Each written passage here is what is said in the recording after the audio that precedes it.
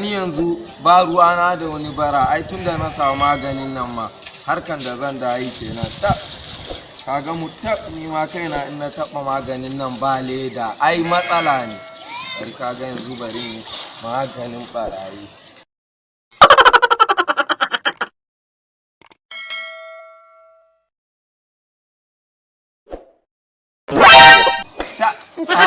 Harka ta samu. Ai duk zan yi maganin ɓarayin a yankin nan gaba ɗaya. Allah kawo ni.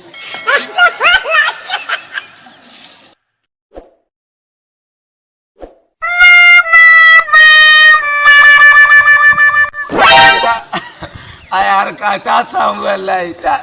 Wallahi maganin nan ina ji da shi.